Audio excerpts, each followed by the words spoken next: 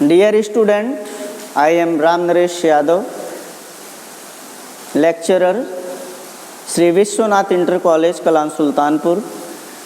तो बच्चों, आज आप लोगों को जो है character of a happy life का दूसरा स्टैंजा पढ़ाया जाएगा। जैसा कि अभी आपने पहला स्टैंजा पढ़ा था और उसी प्रकार से अब सेकंड स्टैंजा की तरफ हम बढ़ते हैं और लाइन टू लाइन उसको हम क्लियर आउट करते हैं और जिससे आपको सहायता मिल सके और आपका अध्ययन सुचारू रूप से चल सके। तो जैसा कि आपको बताया भी गया था कि पहले हम डिफ़िकल्ट वर्ड्स की तरफ चलते हैं और क्लियर कर लेते हैं कठिन शब्दों को, जिससे हमें कोई प्रॉब्लम न हो सके। Whose passions not his masters are। Passion का मतलब होता है मनोवेग, मन में आने वाली तीव्र इच्छाएं, स्ट्रॉन्ग फीलिंग्स ऑफ माइंड। जैसे मनोवेग में मन की तीव्र इच्छाएं जैसे प्रेम, ईर्ष्या, घृणा, लोभ, इस तरह की इच्छाएं मानव के मन में आती हैं। और मास्टर्स आर, तो जैसा कि हम देख रहे थे कि जो डिफ़िकल्ट वर्ड्स हैं, सोल, SOUL, सोल मतलब आत्मा, प्रीपेयर्ड मतलब तैयार है, रेडी, डेथ मतलब मृत्यु, अनटाइड का मतलब होता है स्वतंत्र, वर्ल्ड विथ केयर, सांसारिक बातें, सांसारिक चिंताएं, प्रिंसली लव, राजा की कृपा अर्थात श्रेष्ठ जनों की कृपा, vulgar breath, criticism of common people. तो it's a difficult words of stanza. अब हम आगे देखेंगे कि इन लाइनों की हिंदी क्या है, कवि इन पंक्तियों में क्या बातें हमें बता रहा है, क्या इसकी शिक्षाएं हैं। हिंदी लाइन टू लाइन हम देखेंगे तो हमें समझ में आएगा। तो देखते हैं, whose passions not his masters are। प्रसन्न चित्त व्यक्ति अपने मन की तीव्र इच्छाओं के बस में नहीं रहता, अर्थात प्रसन्न चित्त व्यक्ति अपने मन की तीव्र इच्छाओं के द्वारा नियंत्रित नहीं होता। Whose passion not his masters are। प्रसन्न चित्त व्यक्ति अपने मन की तीव्र इच्छाओं के नियंत्रण में नहीं रहता, वह अपने तरीके से कार्य करता है,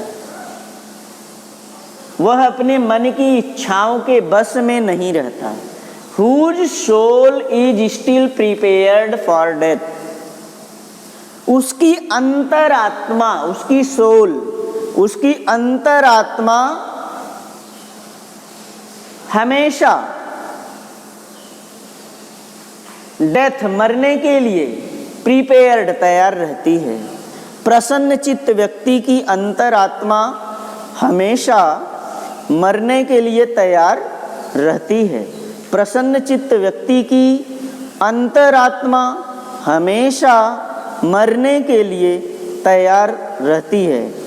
अर्थात थोड़ा सा विस्तृत अर्थ में इसे समझें तो ऐसा व्यक्ति जो प्रसन्न चित्त विचारधारा को रखने वाला है, उसे संसार की नश्वरता का ज्ञान बखूबी होता है। उसे ये पता होता है कि मानव जीवन नाशवान है और एक न एक दिन सबको मरना है और मृत्यु निश्चित है, इसका ज्ञान होने के कारण प्रसन्न चित्त व्यक्ति हमेशा मरने के लिए तैयार रहता है, हमेशा मरने के लिए तैयार रहता है। Untied unto the world with care, प्रसन्न चित्त व्यक्ति सांसारिक चिंताओं से मुक्त होता है। प्रसन्न चित्त रहने वाला व्यक्ति अनटाइड स्वतंत्र रहता है, वर्ल्ड विथ केयर सांसारिक चिंताओं से मुक्त होता है। प्रसन्न चित्त रहने वाला व्यक्ति सांसारिक चिंताओं से, सांसारिक बंधन से पूरी तरह से अपने आप को स्वतंत्र रखता है। ऑफ प्रिंसली लव, प्रसन्न चित्त रहने वाले व्यक्ति को राजा के कृपा या सामान्य लोगों के द्वारा की जाने वाली आलोचना की कोई चिंता नहीं होती। प्रसन्न चित्त रहने वाला व्यक्ति वल्गर ब्रीद, आम लोगों के द्वारा की जाने वाली शिकायतें, तो प्रसन्न चित्त व्यक्ति को न तो राजा के या श्रेष्ठ जनों के कृपा की चिंता होती है और न ही उसकी शिकायत करने वाले लोगों की। प्रसन्न चित्त व्यक्ति ऐसे लोग जो उसकी शिकायत करते हैं, उनकी शिकायत के बारे में वह किसी प्रकार की कोई चिंता नहीं करता और न ही उसे श्रेष्ठ जनों की या राजा की कृपा की चिंता होती है। अर्थात वह प्रसन्न चित्त रहता है और उसे न तो राजा के कृपा की चिंता है और न ही उसकी आलोचना करने वाले लोगों की। अगर कोई उसकी आलोचना करता है, प्रसन्न चित्त व्यक्ति का ये गुण कवि ने बताया है कि अगर कोई आपकी आलोचना करता है तो आप अपनी की गई आलोचना से आप हैरान न हो। अपनी आलोचना, ऐसे लोग जो आलोचक हैं आपके, आपकी आलोचना करते हैं, शिकायत करते हैं, उनकी शिकायत को आप सहर्ष स्वीकार करें और प्रसन्न रहें और आप अपने बल पर कार्य करें, किसी के कृपा पर आप आश्रित न हो। तो इसके बाद अब हम इसका अंग्रेजी एक्सप्लेनेशन लाइन टू लाइन देखेंगे और आप बहुत ही ध्यानपूर्वक लाइन टू लाइन एक्सप्लेनेशन आप देखें। तो पहली लाइन हमारी है, whose passion not his masters are. In this lines poet says that, in these lines poet says that a happy man does not control with the help of the strong feelings of his mind. A happy man always ready to behave freely, and he have a good control over his desires, and he is the master of his mind. He never govern or control with the help of the strong feelings of the mind. Next line, whose soul is still prepared for death. A happy man always ready to die, because a happy man knows it well that death is certain, man is mortal, and he never fear about the mortality of human life. So happy man always ready to die. Untied unto the world with care. A happy man does not care about the world affairs. A happy man always ready to accept all the worldly affairs and matters. He feels very free. Different kind of affairs and matters which is created by the common people. He never care about the world affairs. He feels very free. And in the last line of the stanza, of princely love or vulgar breed, a happy man never thinks about the mercy of a